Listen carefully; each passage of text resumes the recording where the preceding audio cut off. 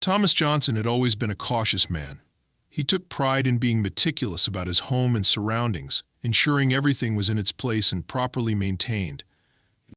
When he moved into his modest suburban home in Willow Heights, he was drawn to the peaceful environment, manicured lawns, and sense of community. The neighborhood was managed by the Willow Heights Homeowner Association, an organization that prided itself on maintaining order and property values. At first, Thomas believed the Homeowner Association's involvement would be beneficial, but it didn't take long for cracks to show in the idyllic facade. The trouble began during his first winter in the neighborhood. A massive oak tree stood on the edge of his driveway, technically located on the community park's land but leaning ominously toward his property. Its sprawling branches extended over his driveway, where he parked his car daily. From the moment Thomas laid eyes on it, the tree seemed a potential hazard. Its bark was discolored, sections of it looked rotted, and some branches had already begun to sag under their own weight. Initially, Thomas brushed off his concerns. After all, the Homeowner Association was responsible for maintaining community spaces, including the park and its landscaping. Surely they were aware of the tree's condition and would take action if it posed a danger. But as weeks turned into months, Thomas noticed the problem worsening. Every time it rained, pieces of bark would flake off, littering his driveway.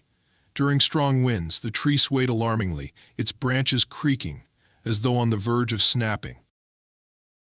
The first major incident occurred in late February. A storm had swept through Willow Heights, bringing heavy rains and fierce winds. The next morning, Thomas discovered a substantial branch from the oak tree lying across the sidewalk in front of his house. Thankfully, no one had been hurt, but the branch's size and weight made it clear that a serious accident could happen if the tree wasn't dealt with. Alarmed, Thomas decided it was time to act. He began by taking photos of the fallen branch and the tree itself, carefully documenting the visible signs of decay. Large sections of the trunk were riddled with holes, likely caused by insects or birds, and the roots appeared to be lifting slightly from the ground on one side. Thomas contacted a local arborist, paying out of pocket for an inspection. The arborist's findings were concerning the tree was indeed dying, its roots compromised by rot. The arborist explained that the tree's structural integrity was severely weakened and that it posed a significant risk to nearby properties. Armed with this information, Thomas filed a formal maintenance request with the Homeowner Association. He included the arborist's report and attached several photos of the tree, the fallen branch, and the damage to the sidewalk.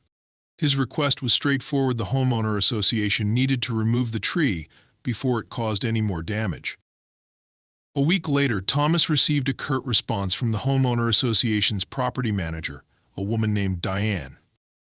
The email read, "Dear Mr. Johnson, thank you for bringing this matter to our attention.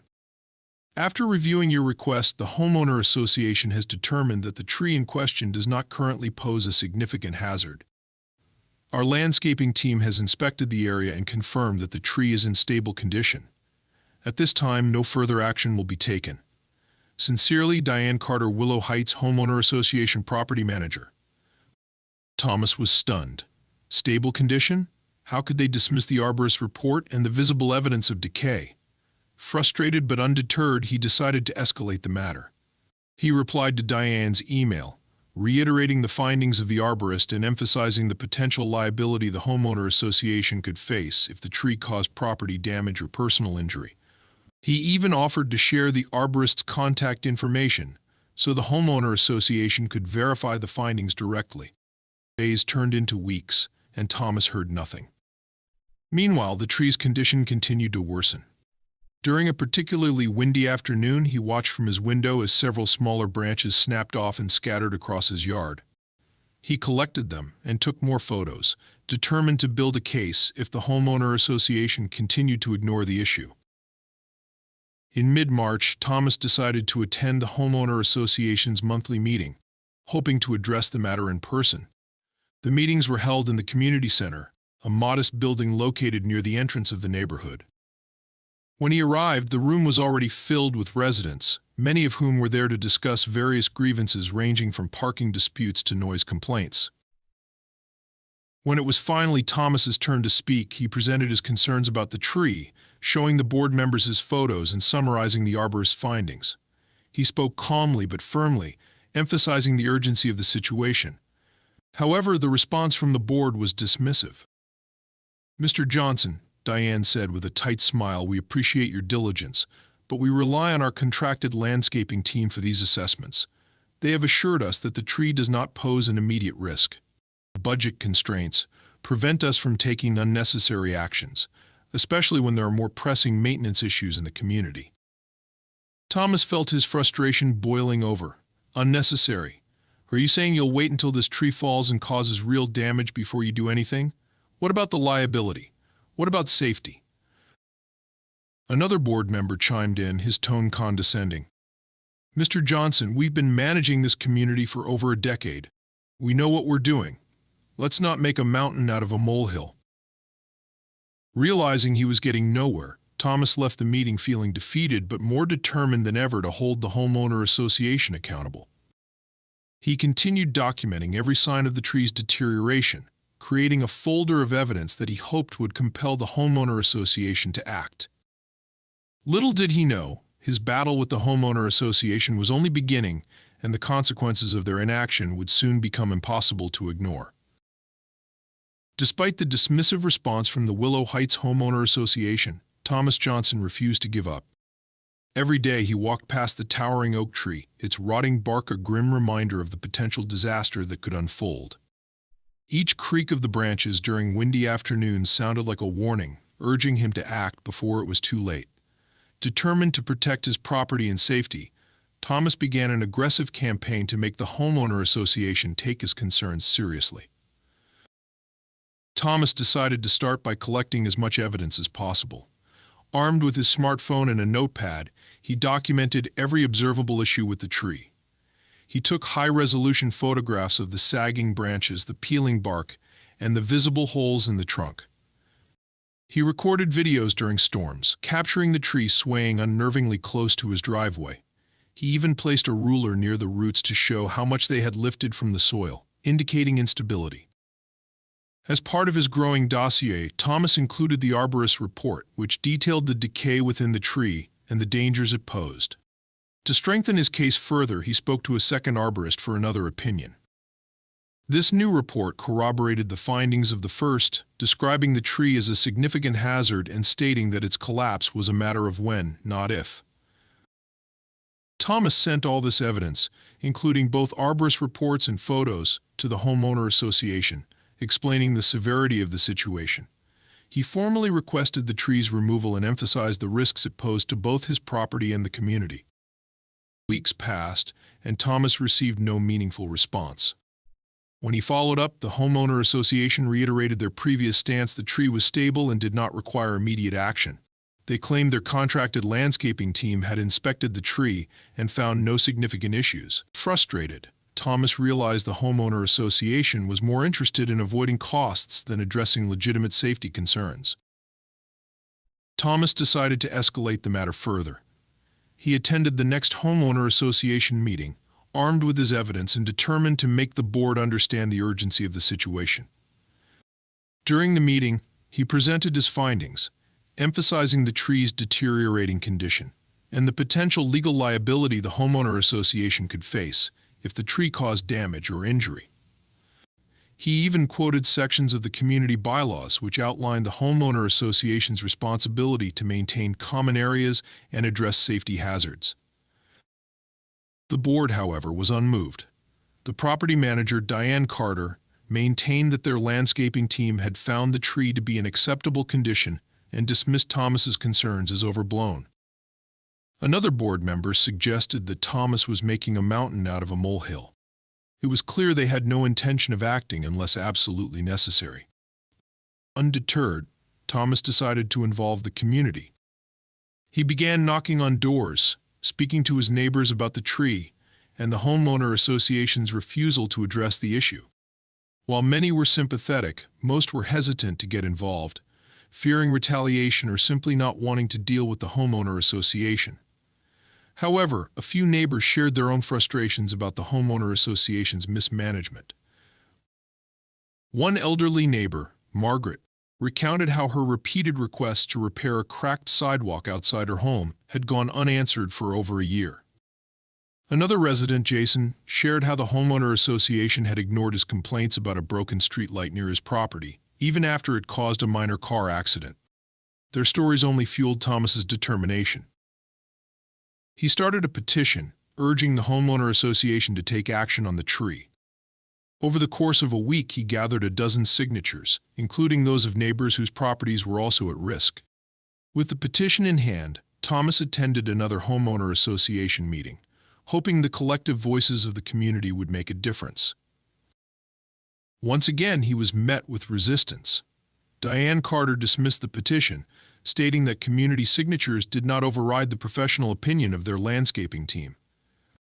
The board remained steadfast in their position, claiming there were no budgetary provisions for removing a tree that wasn't deemed an immediate hazard. As spring arrived, so did unpredictable weather. Strong gusts of wind became more frequent, and Thomas found himself holding his breath every time a storm rolled in. One particularly windy night, he awoke to a loud cracking sound. Fearing the worst, he rushed outside with a flashlight. To his relief, the tree was still standing, but a massive branch had broken off and crushed part of the swing set in the community park. Jagged pieces of wood and metal were strewn across the playground, rendering it unsafe for use. Thomas reported the incident to the homeowner association, hoping the visible damage to community property would finally prompt action. Instead, the association informed him they would clean up the playground but still saw no reason to remove the tree. Their response made it clear they were unwilling to act unless forced to do so. Feeling increasingly cornered, Thomas decided to take matters into his own hands, legally, of course. He filed a complaint with the city's Public Works Department, explaining the hazard posed by the tree and providing all the evidence he had collected. While the city inspector acknowledged the tree was a significant safety risk, they informed Thomas that responsibility for its removal lay with the homeowner association. The city's report was damning. It echoed the findings of the arborists, describing the tree as a public safety concern and recommending immediate removal. Thomas forwarded the report to the homeowner association, but their response remained unchanged. They continued to insist the tree was stable and no further action was necessary. By this point, Thomas felt like he was hitting a brick wall. He had exhausted every avenue available to him, from petitioning the homeowner association to involving city officials. Yet the homeowner association's inaction persisted, leaving Thomas to wonder what it would take for them to finally address the issue. Little did he know, the storm brewing in his battle with the homeowner association was about to collide with a literal storm, setting the stage for a confrontation that neither party could ignore. Spring gave way to summer, and Thomas Johnson's patience was wearing thin. The oak tree loomed larger than ever in his mind, its branches casting ominous shadows over his driveway. Despite his best efforts, countless emails, meetings, petitions, and even a city inspection, the Willow Heights Homeowner Association remained unmoved. Every day the tree remained standing felt like a ticking time bomb. And then, on an unassuming June afternoon, the bomb finally went off. It was a quiet, sunny day, with clear skies giving no indication of the chaos to come. Thomas had just returned home from running errands, parking his car in its usual spot in the driveway beneath the oak tree's canopy. He carried groceries into the house, setting them on the kitchen counter while mentally planning the rest of his evening. At 3:47 p.m. it happened. A deafening crack echoed through the neighborhood, startling birds from their perches and sending a jolt of adrenaline through Thomas. He rushed to the window, his heart pounding in his chest. What he saw made his stomach drop. The oak tree, the same tree he had fought so hard to have removed, had finally given way. Its massive trunk had splintered near the base, toppling forward with devastating force. The bulk of the tree now lay sprawled across his driveway, crushing his car beneath its immense weight. Shattered glass glinted in the sunlight, and the crumpled hood of the vehicle was barely visible beneath the fallen branches. Thomas stood frozen for a moment, the reality of the situation sinking in. The car was a total loss, there was no question about that. But his relief that no one had been hurt quickly gave way to anger. This wasn't an accident, it was negligence, plain and simple. He had warned the homeowner association time and time again, and they had ignored him at every turn. Once the initial shock wore off, Thomas sprang into action. Grabbing his phone, he stepped outside to document the scene. He took photos from every angle, capturing the full extent of the damage. The tree's massive trunk had split open, revealing the rotted interior that both arborists had warned about. Several branches had punctured the windshield and roof of his car, and debris was scattered across the yard and driveway. As neighbors began to gather, drawn by the commotion, Thomas felt a mix of embarrassment and vindication. He could hear murmurs of sympathy and outrage as people surveyed the destruction. One neighbor, Margaret, shook her head and muttered, "They should have listened to you. This never would have happened if the homeowner association had done their job." Thomas called his insurance company to report the incident, explaining the situation and providing the documentation he had compiled over the past several months. While the representative was sympathetic, she informed him that because the tree was located on community property, the homeowner association would ultimately be responsible for covering the damages. That evening, Thomas sent an email to Diane Carter, the property manager for the homeowner association, detailing what had happened. He attached photos of the damage and reiterated the numerous warnings he had provided over the past year. His tone was firm but measured. He wanted to make it clear that this was the result of their negligence. The next day, Diane responded with a brief, almost dismissive email. She acknowledged the incident but claimed that the homeowner association could not be held liable for natural events and advised Thomas to work with his insurance company. Furious, Thomas realized that the homeowner association was once again trying to wash their hands of responsibility. Thomas wasn't about to let the homeowner association off the hook. He reached out to his lawyer, who advised him to file a formal claim against the homeowner association for negligence. Using the extensive evidence he had collected, photos, arborist reports, emails, and even the city inspector's findings, Thomas built a compelling case. His lawyer sent a demand letter to the homeowner association, outlining their failure to act despite multiple warnings and the documented hazards posed by the tree. The letter demanded full reimbursement for the cost of Thomas's car, as well as the expenses related to removing the fallen tree and repairing the damage to his property.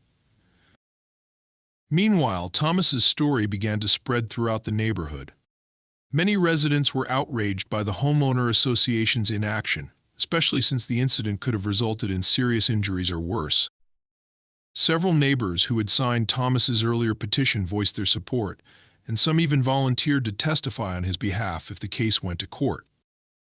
Faced with mounting pressure, the homeowner association eventually agreed to cover the cost of removing the tree and clearing the debris from Thomas's property.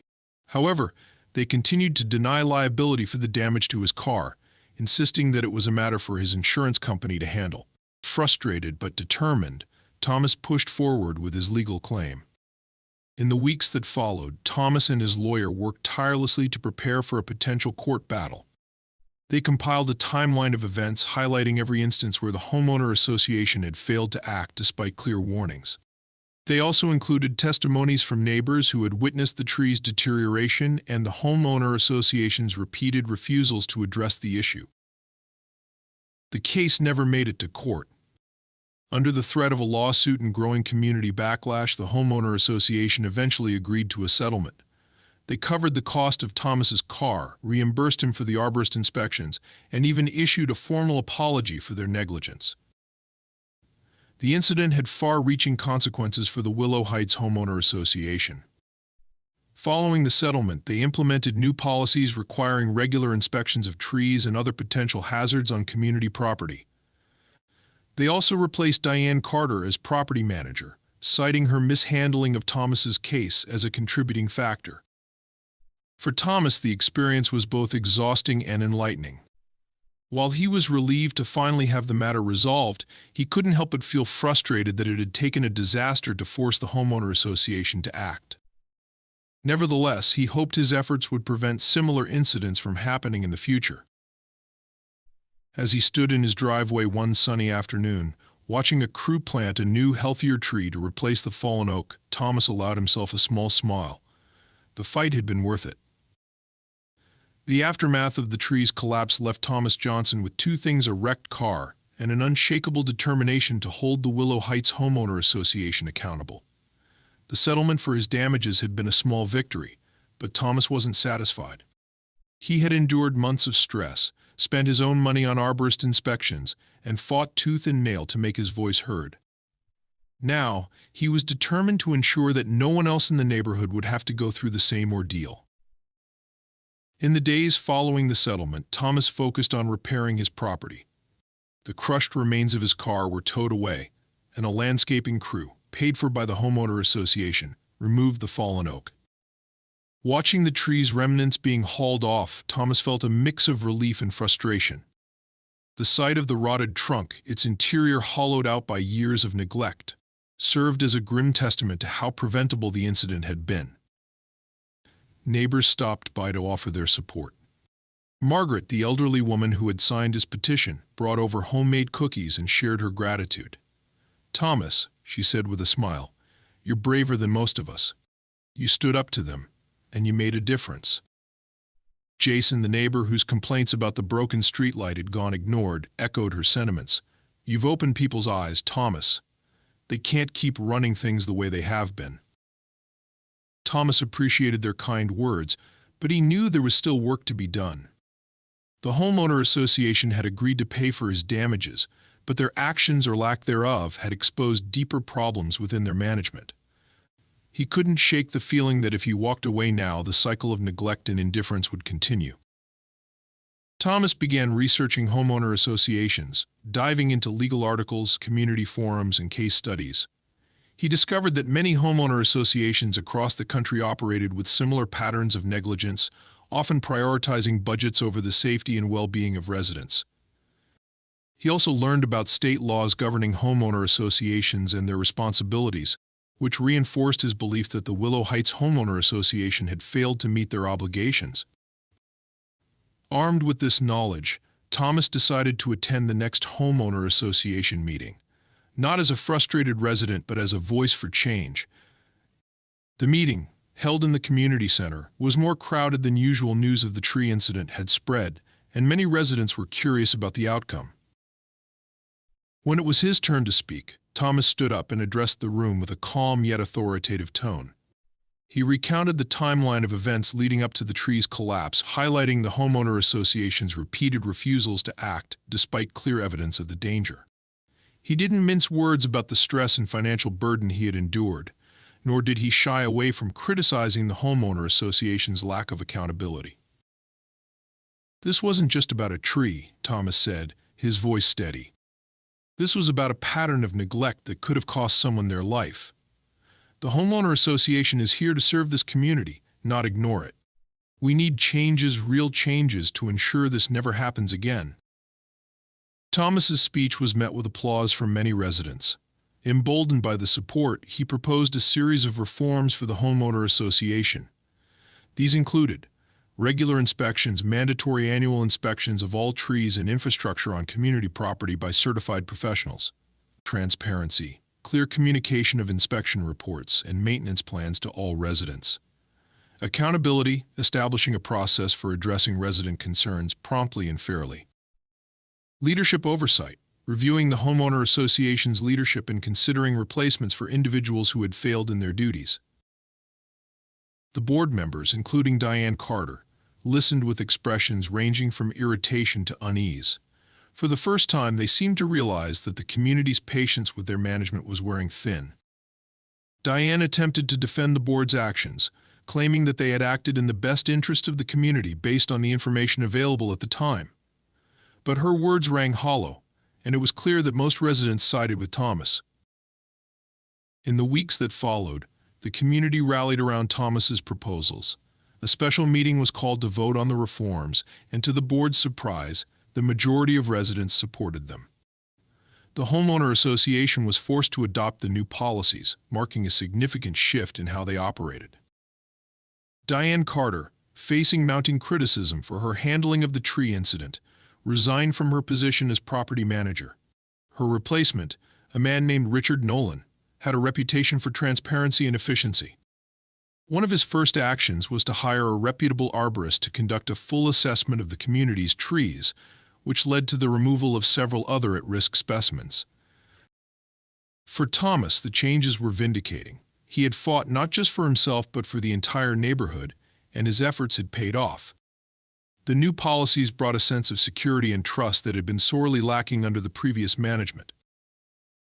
Months later, a new tree was planted to replace the fallen oak. It was a young, sturdy maple, carefully selected for its resilience and low-maintenance needs. Thomas watched as the crew finished their work, feeling a sense of closure. The tree symbolized more than just a replacement, it was a fresh start for the community. Standing in his driveway, Thomas reflected on the journey that had brought him here. The fight had been exhausting and, at times, disheartening, but it had also been worth it. He had learned the power of persistence, the importance of standing up for what was right, and the value of community support. As neighbors passed by, many stopped to admire the new tree and thanked Thomas once again for his efforts. One resident, a young father with his toddler in tow, summed it up best: "You made this a better place for all of us, Thomas. Thank you." Thomas smiled, feeling a sense of pride and fulfillment. The battle with the homeowner association was over, but its lessons would stay with him forever. Willow Heights was no longer just a place to live, it was a community worth fighting for.